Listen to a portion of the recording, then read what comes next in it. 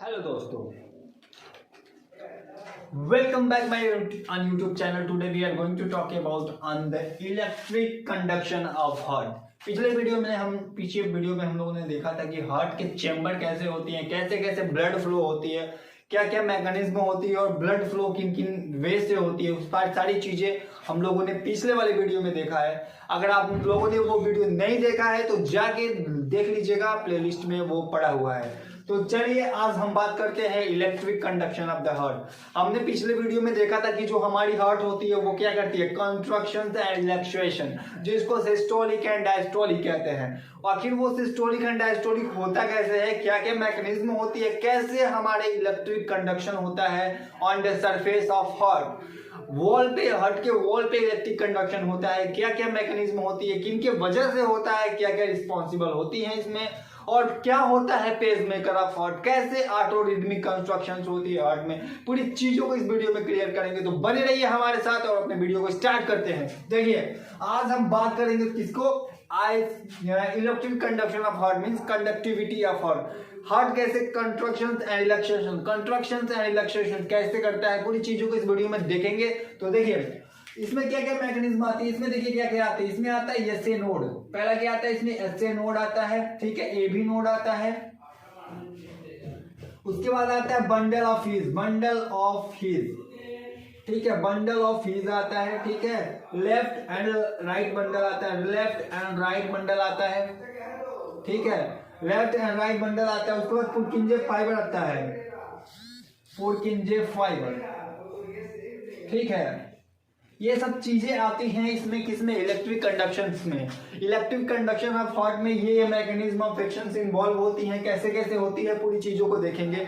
और इसी के वजह से क्या होती है हमारी, जो ये आप लोगों ने देखा होगा कि डॉक्टर कभी कभी क्या होता है, जब आपकी तबीयत ज्यादा खराब हो जाती है तो आपको अगर हार्ट में कहीं कंट्रक्शन रिलैक्सेशन में प्रॉब्लम हो, हार्ट में कहीं फेलर का, कार्डियक अरेस्ट का, तो आपको क्या कराया जाता है, आपको कराया जाता है ईसीजी, ठीक है, ईसीजी कराई जाती है आपसे।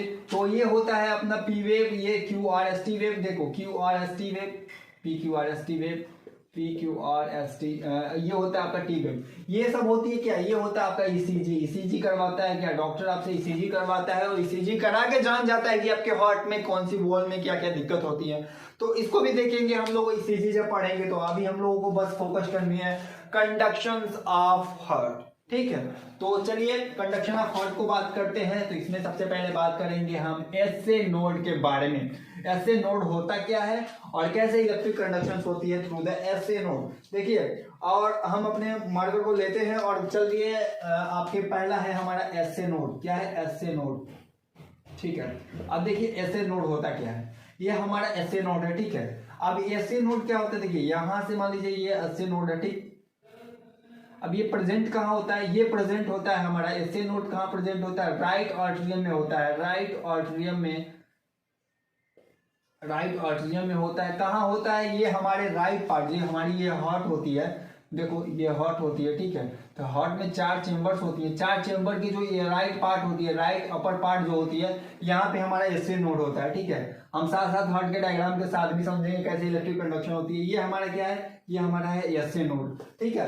अब देखो एसए नोड क्या करता है, सबसे पहले कॉन्ट्रैक्ट करता है। क्या इसमें जब इलेक्ट्रिक सिग्नल जनरेट होती है, सबसे पहले किसमें जनरेट होती है, इसमें ऑटोरिदमिसिटी होती है, ऑटोरिदमिसिटी होती है, ठीक है। ये क्या करता है 65 से 60 to 65 वोल्ट का क्या करता है, करंट ये पैदा कर सकता है, कौन, एसए नोड, जिसकी वजह से क्या होती है, इलेक्ट्रिक कंडक्शन उत्पन्न होती है किसमें, हार्ट में। इसको हम क्या बोलते हैं, pacemaker of heart, pacemaker of heart बोलते हैं, पेस मेकर ऑफ हार्ट इसको कहा जाता है, किसको, एसए नोड को, ठीक है। इसमें ऑटोरिदमिसिटी होती है, वो अपना सेल्फ कंडक्शन करा सकता है, सेल्फ इलेक्ट्रिक सिग्नल जनरेट करा सकता है, ठीक। अब देखिए अब ये एसए नोड क्या होता है सॉरी, ये एसए नोड, देखिए ये एसए नोड हो गया हमारा। अब देखो एसए नोड में क्या हुआ, जैसे ही कंडक्शन, जैसे ही इलेक्ट्रिक सिग्नल जनरेट हुआ तो अब यहाँ से क्या होगा, अब ये देखो यहाँ से होती है हमारी, ये इधर जाएगी हमारी, ये लेफ्ट आर्टरियम, ये राइट आर्टरियम है, ठीक है, राइट आर्टरियम, ये लेफ्ट आर्टरियम, ठीक। अब देखो क्या होती है यहाँ पे, अब राइट आर्टरियम से एसए वाले नोड से जब इलेक्ट्रिक सिग्नल जनरेट होता है तो यहाँ से जाता है, ये बैचमैन बंडल होती है, देखो बैचमैन बंडल होती है, जो कि कहाँ होती है, लेफ्ट आर्टरियम में भी फैली होती है।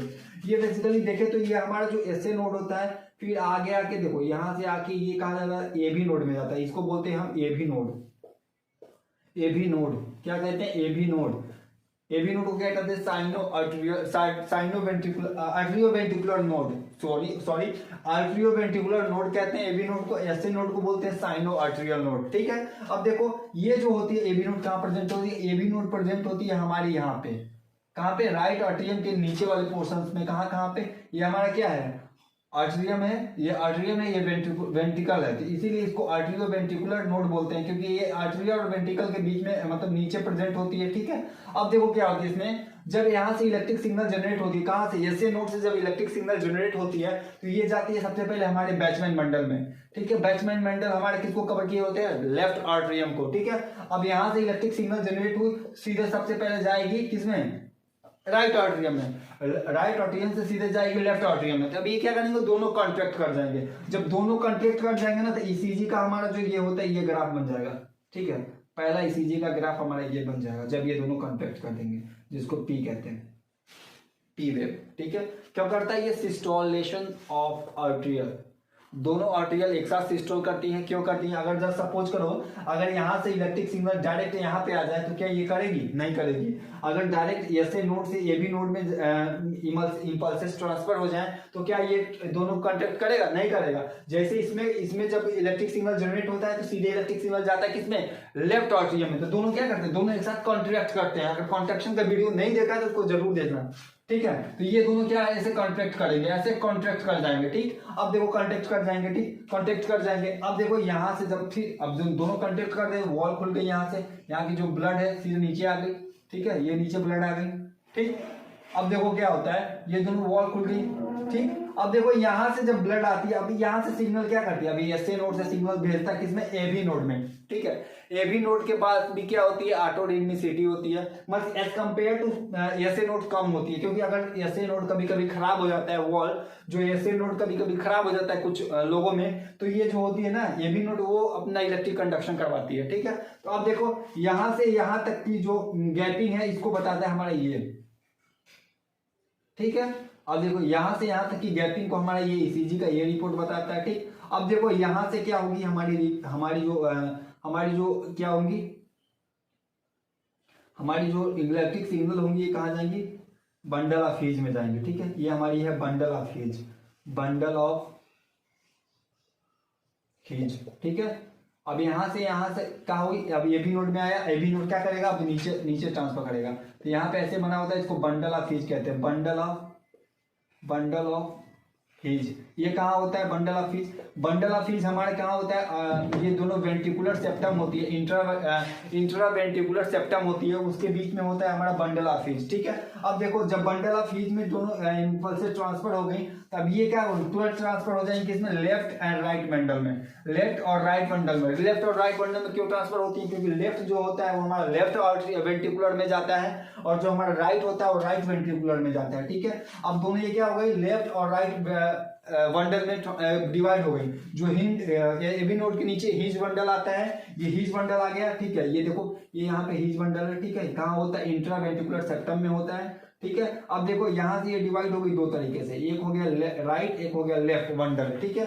अब ये लेफ्ट राइट बंडल सीधे सीधे जाएंगे, यहाँ पे हो जाएंगे पुरकिंजे फाइबर में डिवाइड, ठीक है, पुरकिंजे फाइबर। जब ये पुरकिंजे फाइबर में डिवाइड होते हैं तो जो हमारी इलेक्ट्रिक सिग्नल यहाँ से भेजी गई होती है ऐसे नोड से, वो पूरी इलेक्ट्रिक सिग्नल हमारे वेंट्रिकुलर के पुरकिंजे फाइबर ऐसे फैले होते हैं जो कि हमारे पूरे वेंट्रिकुलर को क्या करते हैं, कवर किए होते हैं। तो ये पूरी इलेक्ट्रिक सिग्नल किसमें चले जाती है, पूरे वेंट्रिकुलर में चले जाती है, जिसके वजह से जो होती है हमारी वेंट्रिकुलर सिस्टोल करती है, ठीक है। ये जो होती है वेंट्रिकुलर सिस्टोल करती है किसके वजह से, पुरकिंजे फाइबर की वजह से। अगर पुरकिंजे फाइबर किसी व्यक्ति में काम नहीं कर रहा है तो वहां पे क्या होती है, वेंट्रिकुलर का सिस्टोलेशन नहीं होगा, जिसके वजह से क्या होगी, जो पंपिंग सिस्टम होगी हार्ट की, उसमें क्या होगा, जो ब्लड होगा वो फ्लो नहीं हो पाएगा किसमें, सिस्टमिक सर्कुलेशन में और हमारी पल्मोनरी सर्कुलेशन में, ठीक है। तो ये देखो बंडल ऑफ ह्यूज यहाँ पे कितने हो गए, देखो ये ऐसे नोड एबी नोड हमने देख लिया, एबी नोड में सबसे पहले इलेक्ट्रिक सिग्नल इसमें जनरेट होती है, उसके बाद एबी नोड में एबी नोड में आती है, एबी नोड सबसे पहले एबी नोड से ऐसे नोड से जाती है बैचमैन बंडल में, दोनों सिस्टोल हो गए आर्ट्रियल, ठीक है। उसके बाद हमारी एबी नोड में आती है, एबी नोड से हिंज बंडल में आती है, हिंज बंडल से चीजें डिवाइड हो जाती है लेफ्ट और राइट बंडल में। लेफ्ट और राइट बंडल क्या होता है, आगे जाके पुरकिंजे फाइबर में डिवाइड हो जाता है। पुरकिंजे फाइबर जो होती है पूरी हमारी वेंट्रिकुलर को सप्लाई दी होती है, जिसके वजह से जो यहाँ से इलेक्ट्रिक सिग्नल सिग्नल ऐसे आया होता है, ये इलेक्ट्रिक सिग्नल दो पूरे हमारे वेंट्रिकुलर में कन्वर्ट हो जाता है और जिसके वजह से जो दोनों वेंट्रिकुलर होती है एक साथ से स्टोर करती है और जो क्या करता है जिसके वजह से हमारी जो पंपिंग सिस्टम काम करती है। अब जब वेंट्रिकुलर से स्टोर करेंगे ना तो ये ऐसे ग्राफ बनेगा, ठीक, ये हमारी हो गई ईसीजी, ठीक है।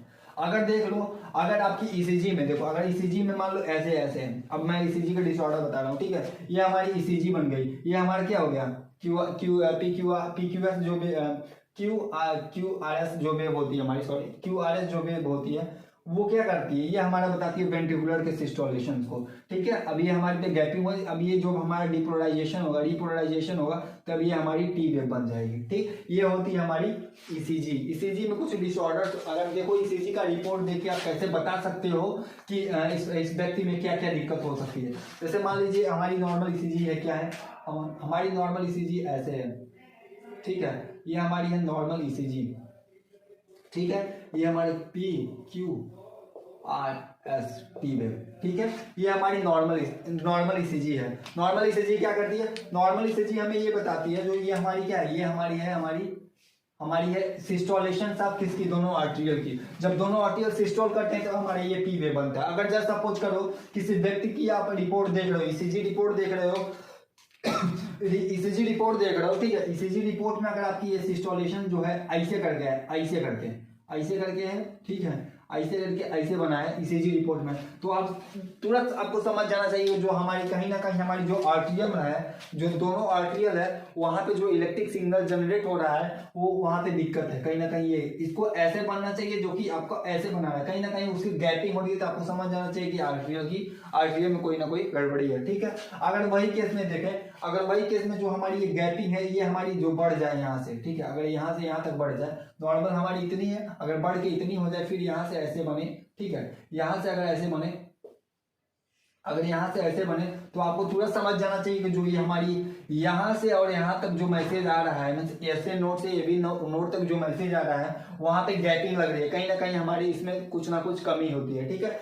अगर देखो, अगर इसमें इसके स्ट्रक्चर्स में चेंज होते हैं, क्यूआरएस के वेव में चेंज होता है, कहीं ना कहीं हमारे वेंट्रिकुलर में कोई ना कोई गड़बड़ी है। अगर टी में ज्यादा टाइम लग रहा है, जैसे मान लो नॉर्मल टी हमारा ऐसे है और उसके बाद टी हमारा ऐसे हो जाए, तो कहीं ना कहीं हमारी जो रिपोलराइजेशन है वेंट्रिकल की उसमें टाइम लग रहा है। तो ये है पूरी, आप किसी रिपोर्ट को देख के बता सकते हो कि इनमें क्या गड़बड़ी है, क्योंकि अगर आपको ईसीजी की नॉर्मल रिपोर्ट पता है, नॉर्मल ईसीजी पता है, तो आप दोबारा देख के किसी व्यक्ति की ईसीजी देख सकते हो जो कि जिसका अगर मान लीजिए हार्ट में कहीं इलेक्ट्रिक कंडक्शन में कोई गड़बड़ी है तो आप उसको देख के अंदाजा लगा सकते हो कि कहीं ना कहीं इसके हार्ट में ये प्रॉब्लम हो सकती है, ठीक है। तो ये रही बात हमारी इलेक्ट्रिक कंडक्शंस के बारे में। आई होप आपको ये वीडियो बहुत अच्छी लगी होगी, तो अगर लगी है तो please like and share this channel और वीडियो को ज्यादा से ज्यादा शेयर कीजिए ताकि लोग और से ज्यादा अवेयर हो और लोगों को पता चले। तो ठीक है, आज हम लोगों ने ईसीजी भी खत्म कर दिया और हमारे ये भी ईसीजी के कुछ और भी फैक्ट है जो कि मैं एक अलग से वीडियो लूंगा और उसमें अच्छे से ईसीजी आपको समझाऊंगा। तो ठीक है, थैंक्स अ लॉट, जय हिंद।